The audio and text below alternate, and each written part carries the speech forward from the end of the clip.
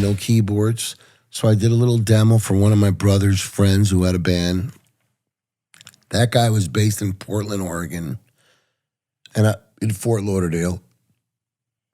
And I played I recorded some things so I could hear my skills, little chops that I had that weren't really much. And the band was in Portland, so I flew to Portland. And the bass player was Jeff Lorber's bass player, that fusion keyboardist. And the first opening of the show was Carnival 9 by Emerson, Lake and Palmer. It was a classical rock in A flat. And I had a musical director was Joe Bell, who was a graduate of Berkeley. And he saw my talent. And I sat in this room for my 19th birthday. I sat in this room in Portland, Oregon, learning this Carnival 9 thing for 2 weeks. And I don't have technique. I don't know. I wasn't taught technique. I just played as I played. Yeah. And I called my brother and said, get me out of here. I can't do this. Carnival 9 was like this crazy, crazy song. The classical rock solo in the middle was, it would fuck any little kid up, bro. Yeah, so did you stay or leave? Well, I stayed because this New York guitar player, Joe Bell, was a kind soul, and he also saw that I had talent, so he made me learn it. Good. And he started showing me shit. And when we were traveling, he would buy me books on, scales and just hand and scales, just the basics that I didn't know. And I started learning that shit. And this was a show band, so not only was I playing keyboards, I would also start singing and coming out front and doing a number because I was good looking. And that's where performance started coming in because I was a good looking kid. And then we got video of that I'll share too. You do? I think you do. I do have. Yeah, you have to share that because I remember watching that one time with you. A couple times. Because I asked you, I'm like, you sing, bro? And you're like, yeah. I have pictures, but I don't know if there's any audio of that. But I just sing. I just do. Well, so what happened was the bass player, we're on the road in Omaha, Lincoln, Nebraska. This 7-piece band, we did shows. We did 2 sets of music, and then the lead singer would come out and do a show set. We had dancers, and then we do the last 2 sets it was like 1 show a night. And the bass player took off. So they put a little Fender bass keyboard for me. Oh. Have you seen it? Did they pay you more then? No. No. Of course, I was back then, I said, you got to pay me more. No, he didn't pay me more. But they put a little Fender. Yeah, it's a monophonic. But it plays bass. And I started kicking bass on that shit. And I did the whole show. And then I started the next thing you know, the drummer's gone.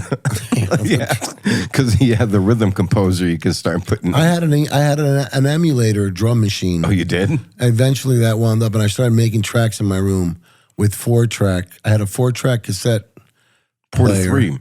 I had one of those. And so what I would do is I would bounce that. I would do 4 tracks, then I would bounce that. I would do 3 tracks. Bounce those to the 4th, and then start doing that. The other 3, then you have 2. But you start getting deterioration, but I would do that because and the drum machine, I would record the drum machine first because that would keep me the time. And I think I would record that in stereo. So there's 2 tracks that are gone. And then I would play something on top of that, put the bass with the drums, bounce those to 2, and I got 2 left.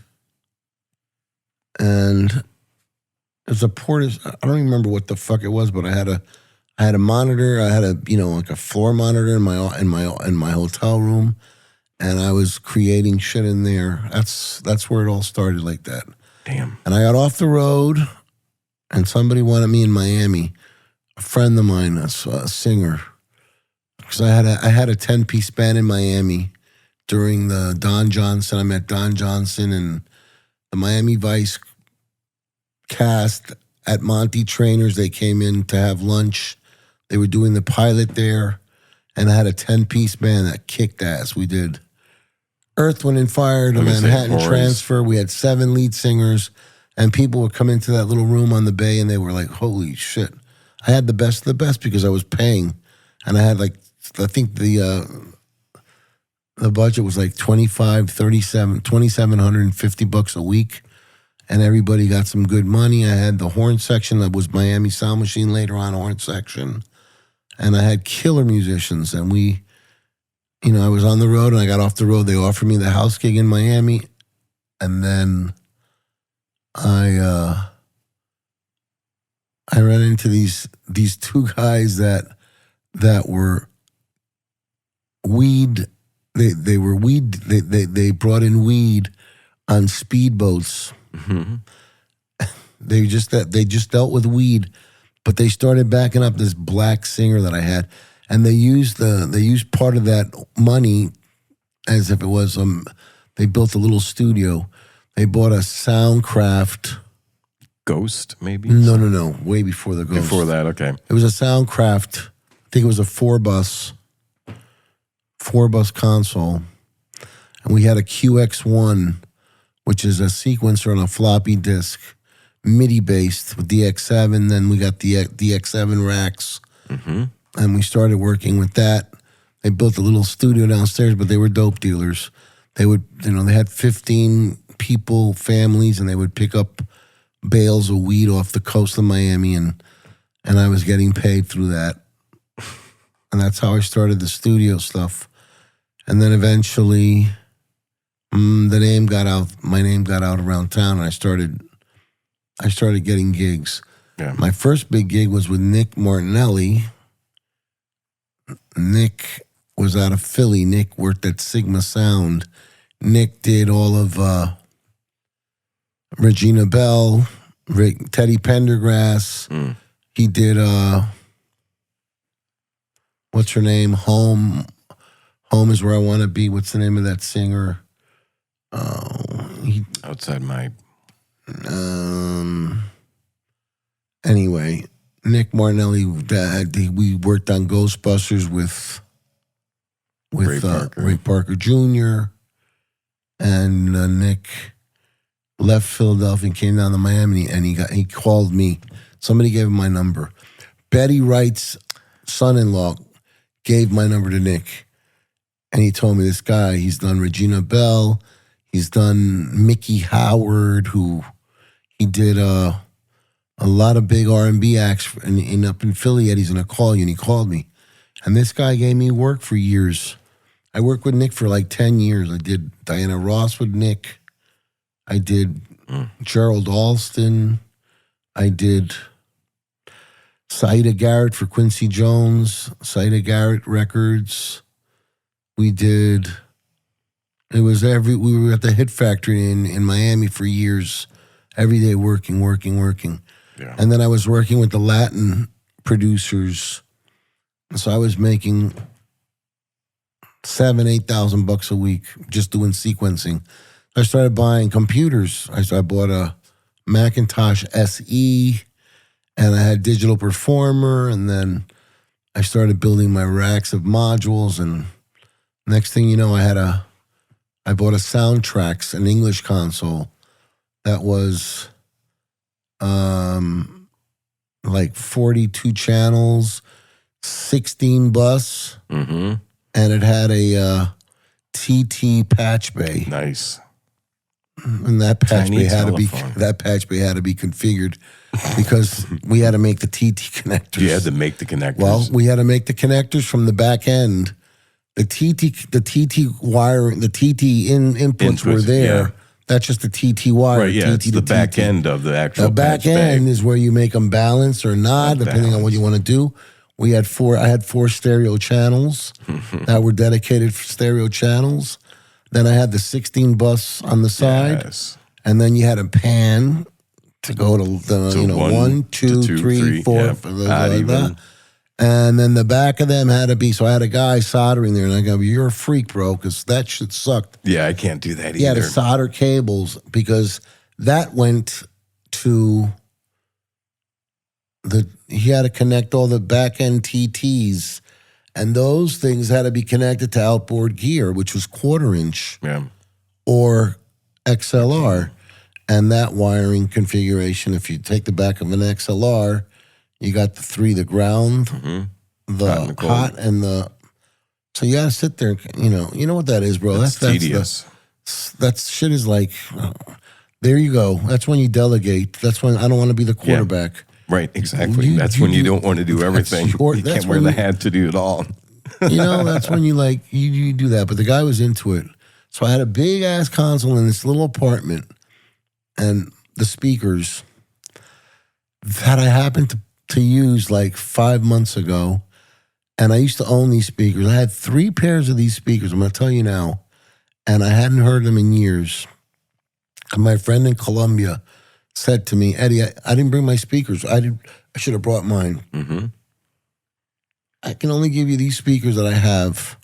And I'm going to give you a clue, and you're going to know what speakers they are.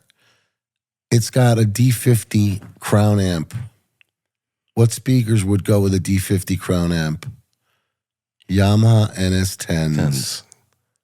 Remember? Yeah, the back connectors. They usually have the Alesis 100 amp usually used to run those. Right, yeah. But before that, it was a D70, D75 amp, the thin little Crown D75 amp that would sit there, and they would power those NS10s. And those NS10s were so wacky sounding. I was like, 5 months ago, I was like, bro, are these speakers broke? Yeah. There's no, Eddie. That's how they are. Today we have speakers that respond. Yeah. But those were the originals. The originals with the Bali wood. Yes. The enclosure was what made those speakers. Yeah. That wood was discontinued because they were knocking so many trees down in Bali, but that wood made that case. But they were mid-rangey speakers. But if your shit sounded good on that speaker, it would sound good. And don't forget the records in the 80s and the 90s. Subwoofers did not come into play until the 2000s when we started now listening to below 90, below 100 to 32. That whole range of sub didn't come into play until hip-hop and all that music started coming in. And we started realizing, shit, we just opened up a whole nother set of frequencies that we never listened to before. Because if you listen to all the records in the 70s and the 80s, it was all, the lowest that would hit would be 90, 80. 80 at most, yeah. Maybe not. And you wouldn't even hear it on, because even our car radios and all of our speaker systems at home were not. They couldn't handle any of They didn't handle because those frequencies were never heard. Yeah. Even these speakers, they respond to lower end, but back in the day, unless you went to a recording studio, but you wouldn't hear those frequencies, not even in a car. Everything was mid-rangey. Yeah. And the 125 was like your low end.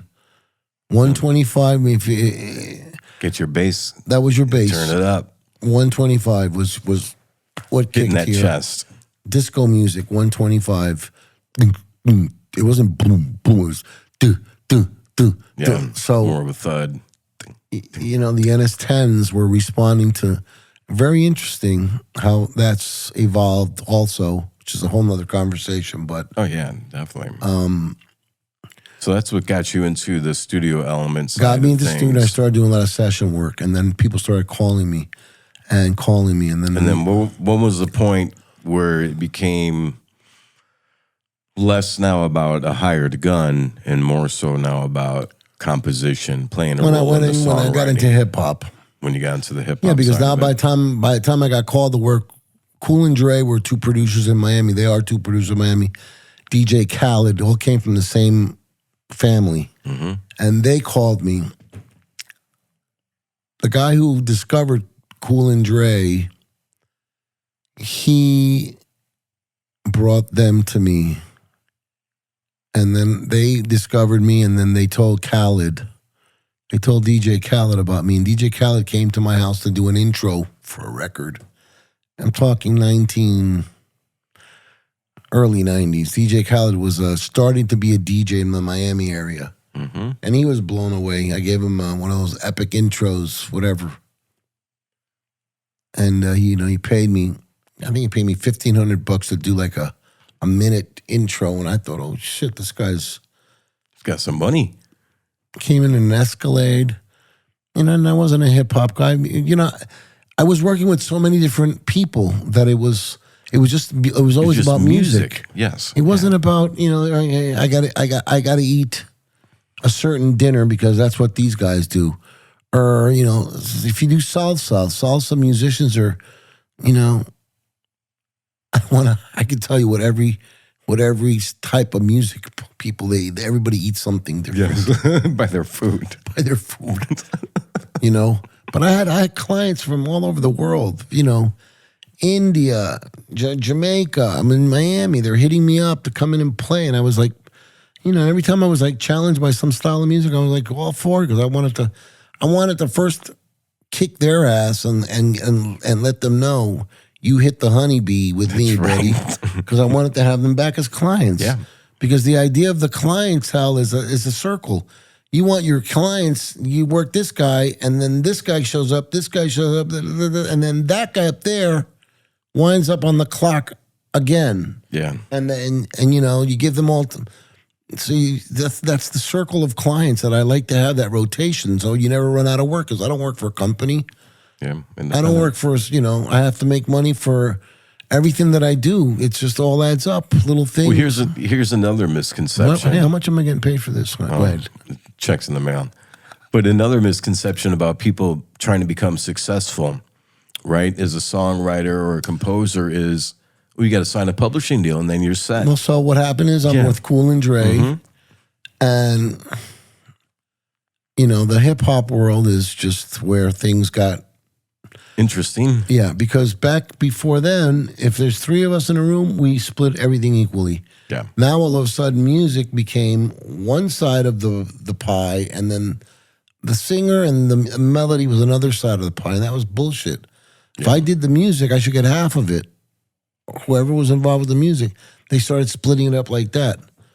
So, well, who were some of the artists that you got to collaborate with, or I have songs that I wrote with that I have a publishing with. Yeah. Well, Lil Wayne and Busta Rhymes and Fat Joe and Queen Latifah and Usher and Chris Brown, Madonna, Lady Gaga, Did Linkin Park, Gym Class Heroes, Linkin Park, one with Queen Latifah and Fleetwood Mac. Yeah.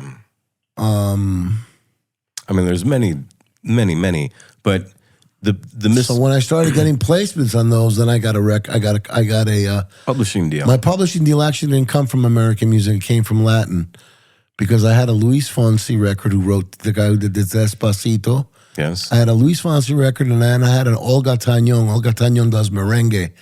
I remember Olga. I did a record. Yeah. Okay, so Olga's from Puerto Rico, and I had those two records, and I had the guy who played keyboards for my brother's band back in the day when I started show band.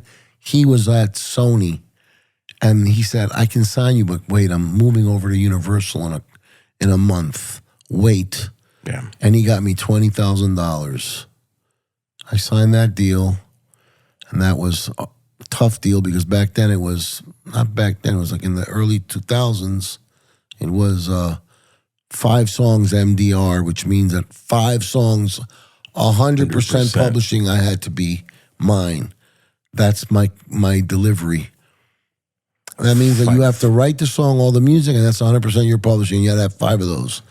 So if you got 20% of one or 10% of one, you got to add it all up until it was 500%. Yeah, dude, that's before in the 70s and 80s. Sure thing, that's no problem. We can make that happen.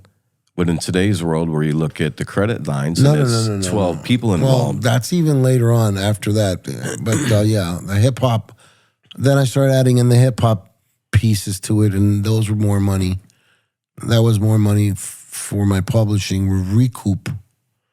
And then my contracts became modified as business changed. I just did actually I re-signed in 2018 with Universal.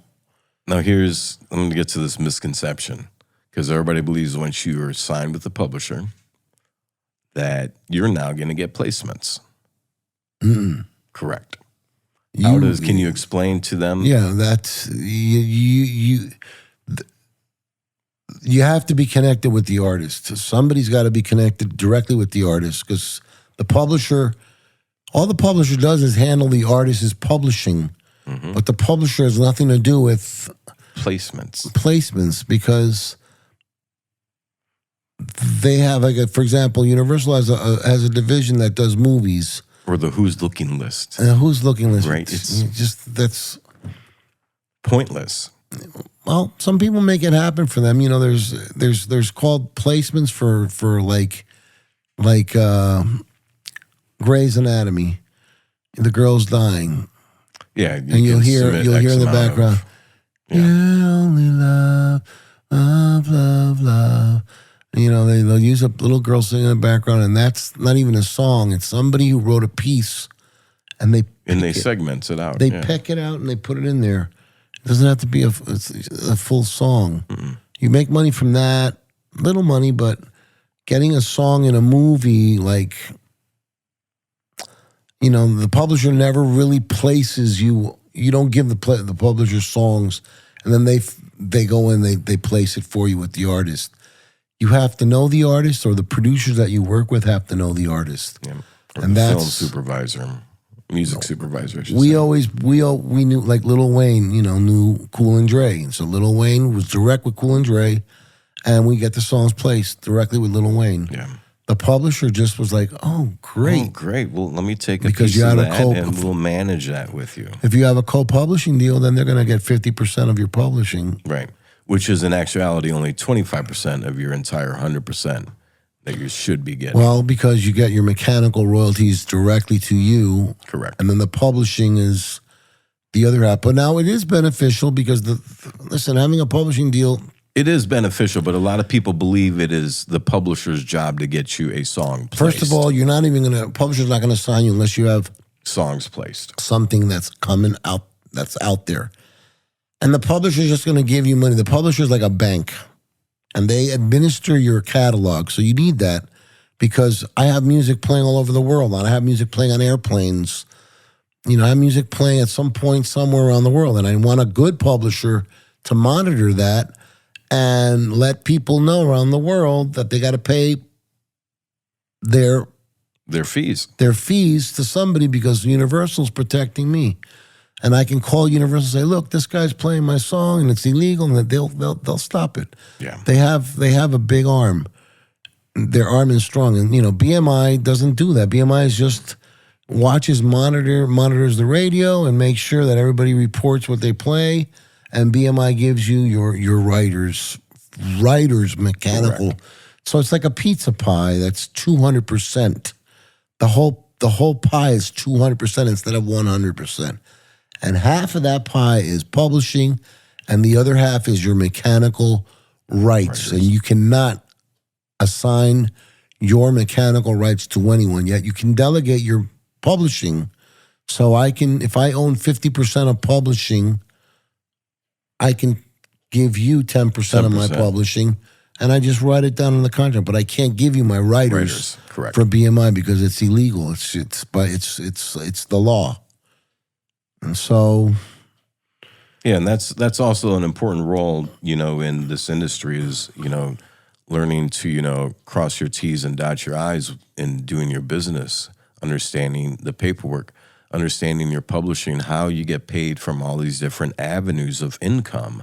Because a lot of people are out there spinning their wheels. They may be extremely talented, but misunderstanding of how the publishing really works, misunderstanding of this. What advice would you give to somebody who's looking to get a better grip of understanding? Obviously it's really going to be firsthand experience. Things have changed. I wanted to tell you, things have changed in the sense of that the publishing now is, now it's all digital streaming. Mm-hmm. So now publishing works. The mechanicals are not. No, the mechanical is still yours, but what happens now is that there isn't any sales of a product. There's not a physical press product. There's not a physical piece. See, once the physical piece is out of the picture, I sell you this phone, you got the phone. You own the phone, and I know how many phones I've made. and the phone becomes invisible. It becomes like an NFT. It becomes like a digital, like Bitcoin. It's the same kind of thing, Bitcoin and money with physical CDs and records. Once that physical aspect is gone, now we've lost track of the actual quantity. Yeah. Because everything's subscription now. And when Napster came around and started fucking with they fucked the whole thing up. That is where everything, when that peer-to-peer, give me what you have on your computer and I'll give you what I have on mine. Now we lost control because now there goes our money. Oh, Taylor Swift just sold 1 million in her first week. She beat out another record from 2017 that she set herself. And, back in the 70s, for 4 or 5 million sales a week, bro. I know. You know what that is? 3-4 million records in 1 week was nothing. Michael Jackson just sold 3 million records in 1 week. Whoa. Yeah. I can remember even in the late 90s, NSYNC selling 2.3 million when that whole pop era. You see? That was like sales. People go to the stores to buy records. Physical sales. So now all that is changed, and that is affected. So no longer people are going after publishing deals because a publisher gives you money, advances you money. But now they would do that, but they would do that with an influencer, with somebody who's got a lot of streams, and 1 million streams is equal to $1,500. Yeah, woo-wee. So if you got 1 million streams and it's 5 writers, split up $1,500 into $300 and take out the taxes too, and you're gonna walk away going to get a nice little movie and dinner with your girl. Listen, this is not. Listen, you're gonna do music no matter what happens. So you're gonna make music. Like, people don't stop having sex, because even though you know that the population has changed, because of why? Why? I was talking about that with somebody the other day.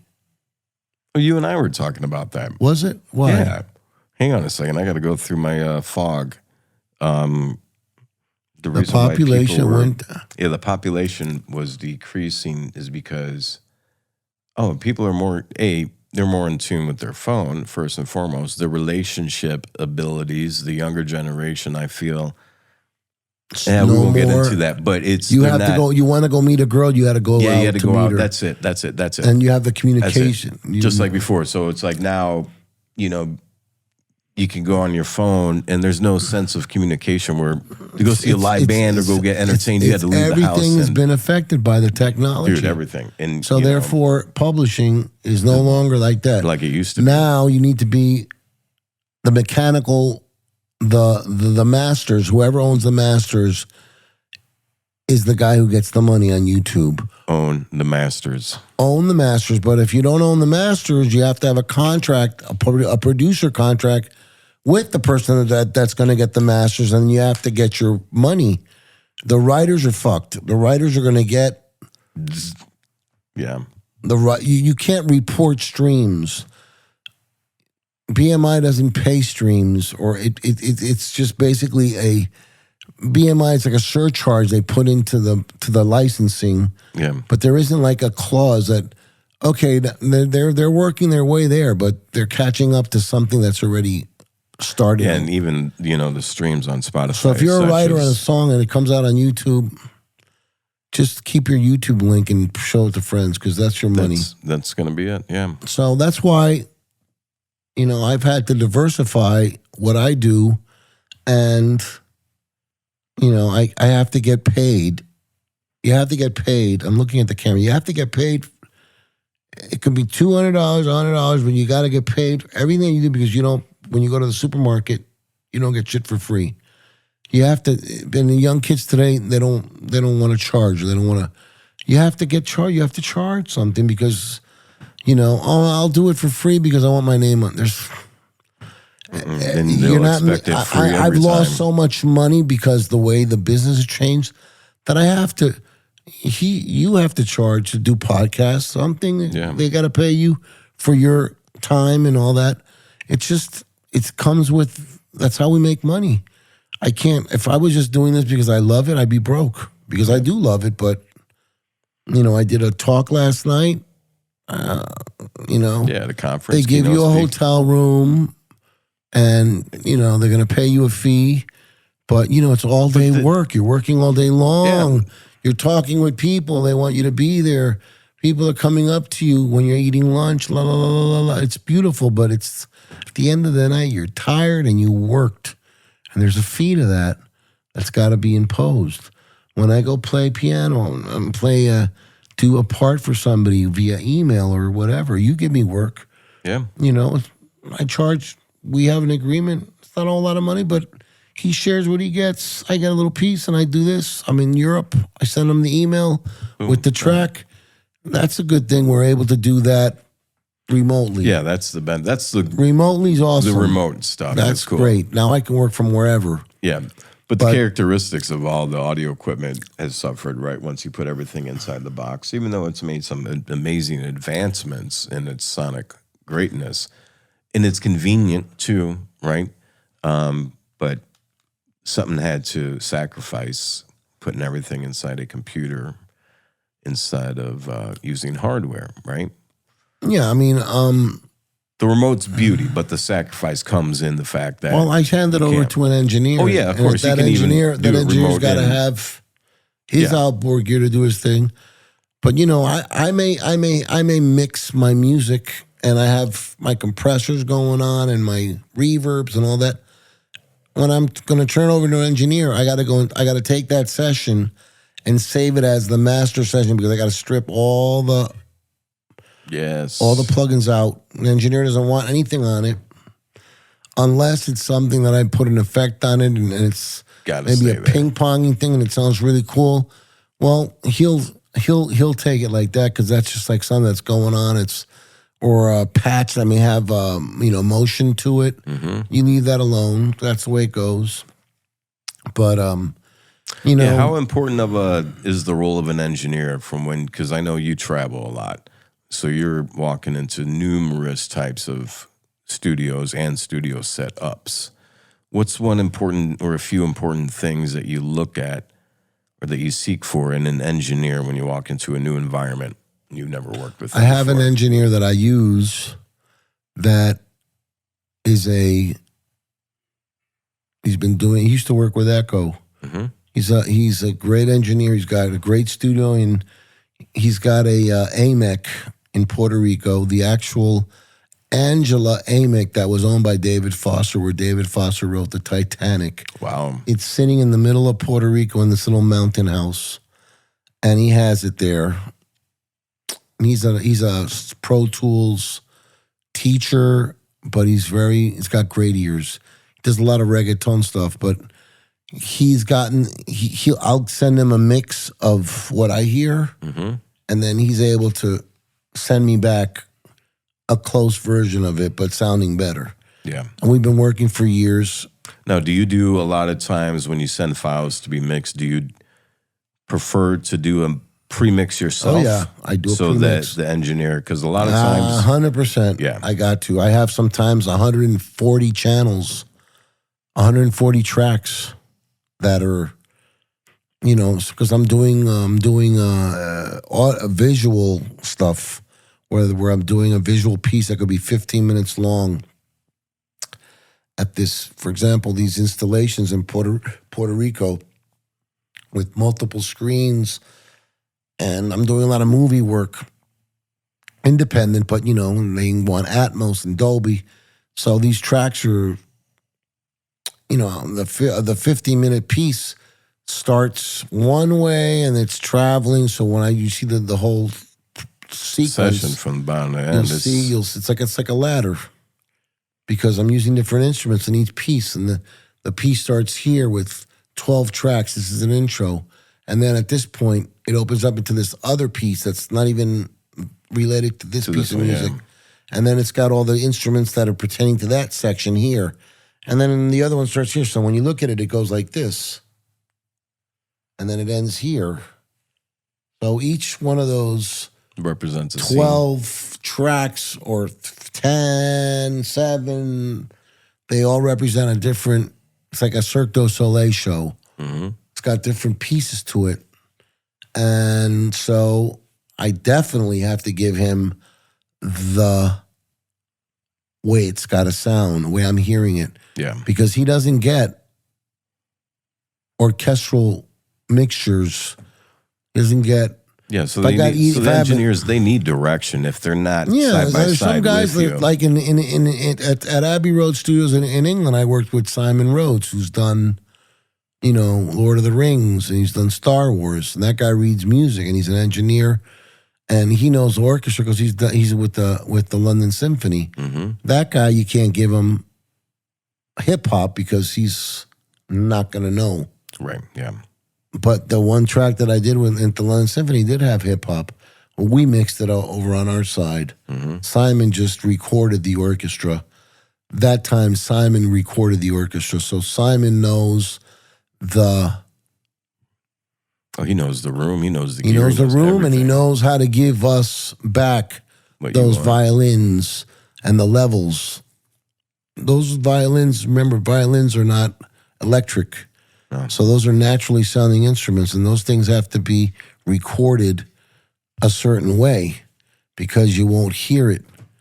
The way it should be heard, yeah. You don't hear if a violin, violin's lower sounding. The With the cello. what do you call it? The volume output of a violin playing in a room by itself is. The dynamics reaches a certain point. It doesn't go any louder than that. You have to give it dynamics with a unit. Yeah. And he's got to print those violins that hit a certain level so that we can get it at our end. If you record something with a low, Not much headroom.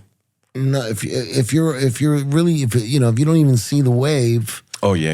You The have input, you have to optimize that wave. It's got to be recorded, and you can't do it with the help of a box. No. You got to record it the right way. You have to have that mic close to the instrument, mic placement, several mics, room placement, and then you got to dial it in. You got to give it to me back where I can hear that shit right. And all the levels of all you see when you'll see the session when it comes back, you see the waves. They're all optimized correctly, and you can see just by looking at the waves, you can tell. Okay, this guy's pretty low. What happened there? Yeah. Now you got all this noise. That's because the wave is so small. Yeah, more noise than signal. You got exactly. So the signal. That's the word signal. I got noise ratio. What's Prevagen? I need Prevagen. Is that it? I need that. I Prevagen. can go get it for you. I need thought you Prevagen. had My it. mind forgets shit. Well, hey, let's take a break. I'm going to go ahead and get you set up. I want to hear a little bit of your performance and kind of show these viewers kind of why people bring you across the world and hire you to do some of their amazing compositions for them. I still don't get it. You good with that? I I know you think just because I throw- travel coach, they say, "Oh shit, he's not going to do a first class ticket. He's going to go coach. Let's get him. Just kidding. Let's get him. We'll see you in a minute." We'll be back.